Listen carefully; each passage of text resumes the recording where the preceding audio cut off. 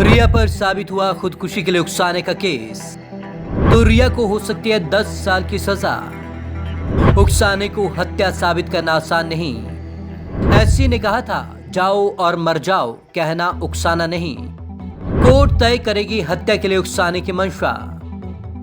सुशांत सिंह राजपूत की मौत के मामले में जब से उनके पिता के सिंह ने पटना में रिया चक्रवर्ती समेत 6 लोगों के खिलाफ आत्महत्या के लिए उकसाने की एफआईआर दर्ज कराई है, पूरा का पूरा मामला ही बदल गया है। के सिंह ने राजीव नगर पुलिस थाने में आईपीसी की धारा 306, 341, 342, 380, 406 और 420 के तहत एफआईआर दर्ज कराई है। एफआईआर दर्ज कराने से पेचीदा हुआ मामला। सुशांत के पिता की ओर से एफआईआर दर्ज कराए जाने के बाद यह मामला और ज्यादा पेचीदा हो गया है। सवाल उठ रहे हैं कि क्या वाकई में रिया ने सुशांत को आत्महत्या के लिए उकसाया, या जांच का विषय और पुलिस इसका जवाब तलाश रही है। लेकिन किसी ने आत्महत्या करने पर उसे उकसाने का आरोप कैसे साबित होता है और इसमें सजा कितनी होती है? क्या है आत्महत्या के लिए उकसाना? इंडियन पीनल कोड यानी कि भारतीय दंड संहिता के सेक्शन 306 के अनुसार यदि कोई व्यक्ति आत्महत्या करता है और उसे यदि किसी ने इसके लिए उकसाया है तो उसे दंडित किया जा सकता है। अधिकतम 10 साल की हो सकती है सजा। आरोप सिद्ध होने पर दोषी को अधिकतम 10 साल की जेल की सजा हो सकती है, साथ में आर्थिक दंड भी भरना पड़ता है। आमतौर पर दोषी से वसूला गया जुर्माना मृतक के परिजनों को आर्थिक सहायता के तौर पर दिया जाता है। आईपीसी में आत्महत्या के लिए उकसाने वाले की व्याख्या सेक्शन 108 में दी गई है। उकसावे में किसी को दुष्प्रेरित करना, साजिश में शामिल होना या किसी अपराध में साथ देना शामिल है। आत्महत्या के लिए उकसाना कितना गंभीर अपराध? इस आरोप के तहत किसी को गिरफ्तार किए जाने पर उसकी जमानत सेशन कोर्ट से होती है।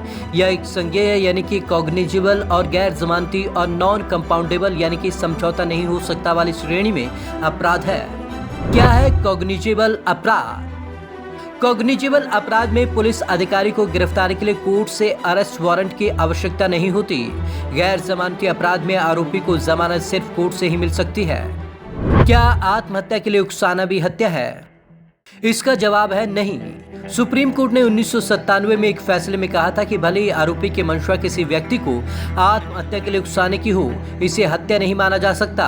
भले ही दोनों मामलों में मंशा एक ही है कि उस व्यक्ति की मौत होनी चाहिए, हालांकि दोनों अलग अलग अपराध माने जाएंगे, इसे हत्या नहीं माना जाएगा। हत्या होने पर जिसने हत्या की है वह ही आरोपी होगा। इसे उसके लिए उकसाने वाले व्यक्ति पर अन्य सेक्शन के तहत सजा होगी, हत्या के आरोपी की तरह नहीं। कोर्ट कैसे तय करेगा कि रिया ने सुशांत को खुदकुशी के लिए उकसाया? आत्महत्या के लिए उकसाने के किसी भी मामले में 2 फैक्टर जरूरी हैं। पहला यह कि किसी ने आत्महत्या की हो और दूसरा किसी ने मंशा के तहत उसे आत्महत्या के लिए उकसाया है। यहाँ सुशांत की आत्महत्या की बात है, लिहाजा पहला फैक्टर सही है, लेकिन दूसरे फैक्टर के तहत यह साबित करना जरूरी है कि रिया ने ही सुशांत को ऐसा करने के लिए उकसाया। कोर्ट तथ्यों की जांच करेगा और देखेगा कि रिया की मंशा क्या थी। क्या वह चाहती थी कि सुशांत आत्महत्या कर ले? यदि ऐसा नहीं हुआ तो उसे दोषी नहीं माना जाएगा। कोर्ट कैसे तय कर सकता है किसी की मंशा? सुप्रीम कोर्ट ने एक मामले में कहा था कि किसी ने कह दिया कि जाओ और मर जाओ और वह व्यक्ति मर गया तो इसे आत्महत्या के लिए उकसाने का दोषी नहीं माना जा सकता। इससे स्पष्ट है कि किसी को गुस्से में या झल्लाहट में कुछ कह देना आत्महत्या के लिए उकसाना नहीं है। इस तरह के मामले में किसी आरोपी को दोषी नहीं ठहराया जा सकता। ऐसे मामले में आरोपी की मंशा देखी जाएगी, उसका सामान्य बर्ताव देखा जाएगा। यदि हमेशा वैसी तरीके के शब्द बोलता रहा हो तो उसे दोषी नहीं माना जाएगा। 2017 के एक फैसले में सुप्रीम कोर्ट ने कहा था कि उकसावे के लिए आरोपी का अपराध से जुड़ा होना जरूरी है। यदि सिर्फ आशंका है तो उसे दोषी नहीं करार दिया जा सकता।